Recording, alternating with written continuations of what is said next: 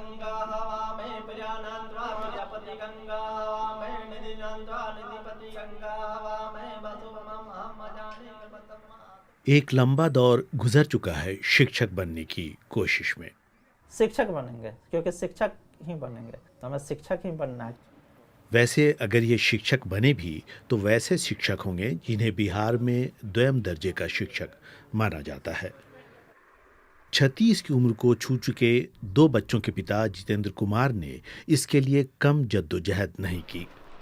खर्च चलाने के लिए क्लर्क से लेकर सुरक्षा गार्ड और बीमा कंपनी तक में काम का सहारा लिया।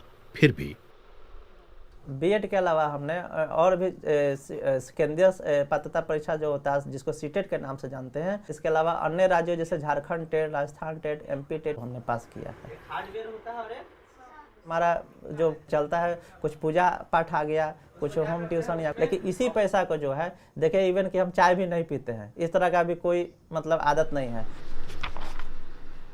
शिक्षक बनने का सपना पालने वाले वो अकेले नहीं। और आज भी हमको सुनना पड़ता है कि अरे कितना साल से लगा हुआ, अरे तुम कब कर रहा था टीचर। तो इस तरह से है ना उपहास का पात्र है, लेकिन मैं इसकी फिक्र नहीं करता।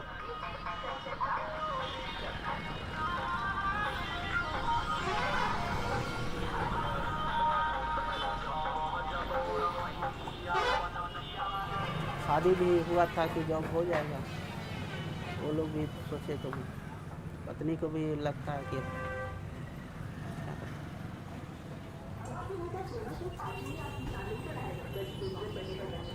जिसको मेरे जैसे आदमी से विवाह हुआ है वो अच्छी है, वो फिजिकली हैंडीकैप नहीं है।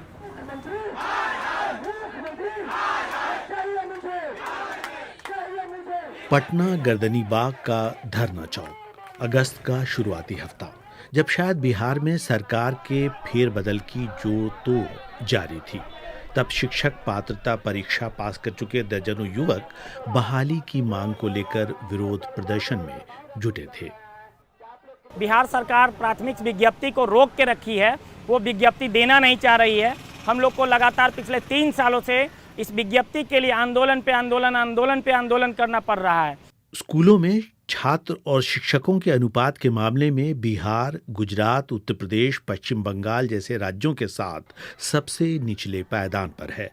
प्राइमरी स्कूल के लेवल पर सूबे में 60 बच्चों पर 1 शिक्षक हैं, जबकि ये अनुपात 27 छात्रों पर 1 टीचर का होना चाहिए।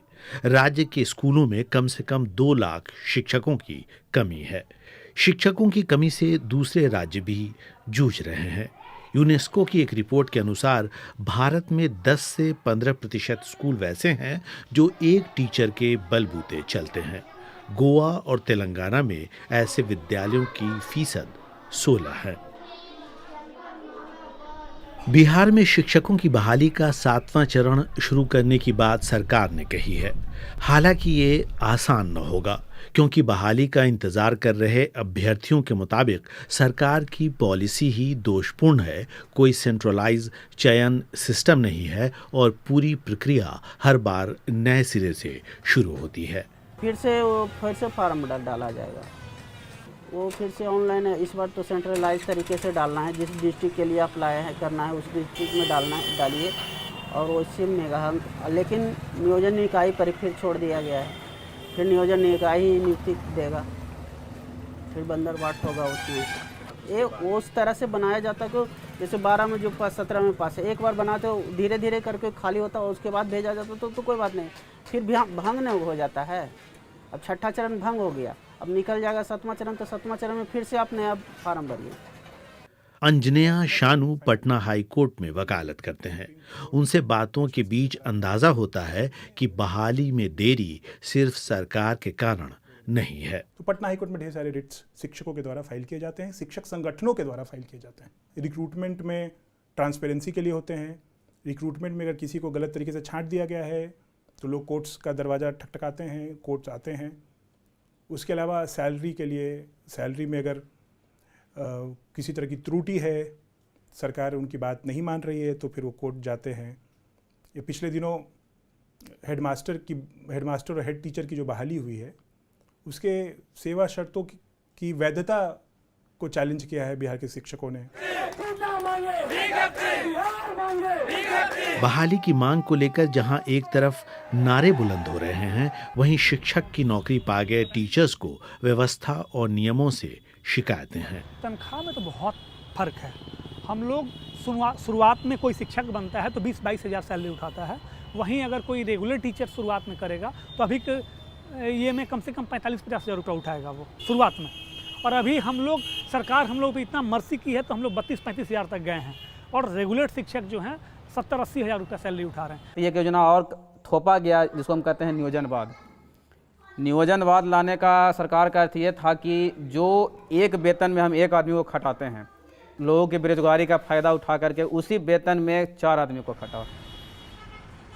कॉन्ट्रैक्ट टीचर्स की बहाली जो कभी मध्य प्रदेश से शुरू हुई थी, धीरे धीरे बिहार, उत्तर प्रदेश से लेकर तेलंगाना, आंध्र प्रदेश, गुजरात, पंजाब और कई दूसरे सूबों में किसी न किसी रूप में जारी है।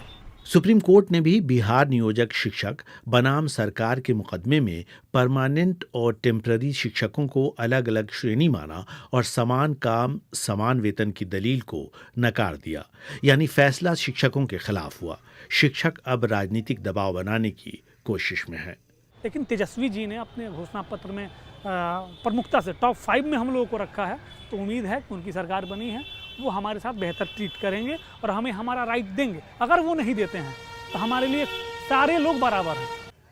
दबाव, हड़ताल, प्रदर्शनों में दूसरे राजनीतिक रुख भी नजर आते हैं। धरने में शामिल आलोक यादव से हमने पूछा, नौकरी और बहाली के लिए सालों इंतजार और ठेके पर पहले की बनिस्बत कम पैसे और सुविधा पर नौकरी, फिर भी शिक्षक बनने को लेकर इतना संघर्ष क्यों?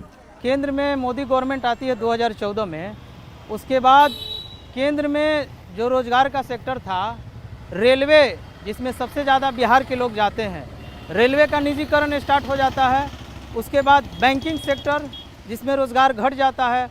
उसके बाद एसएससी जो अनियमितता का शिकार हो जाता है।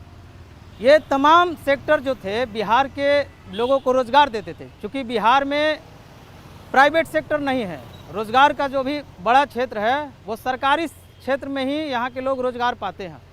इन क्षेत्रों में निजीकरण और अस्थिरता आ जाने की वजह से लोगों का एक बड़ा हुजूम बीएड करने की ओर अग्रसरित होता है, बीएड करने का रुझान बढ़ जाता है। केंद्रीय शिक्षा मंत्री धर्मेंद्र प्रधान ने कहा है कि नरेंद्र मोदी सरकार जल्द ही शिक्षा में विदेशी निवेश के लिए नए नियम लाएगी। साधारण शब्दों में शिक्षा के क्षेत्र में और अधिक निजीकरण होगा, कम सरकारी स्कूल खुलेंगे और जाहिर है शिक्षकों की बहालियां भी कम होंगी।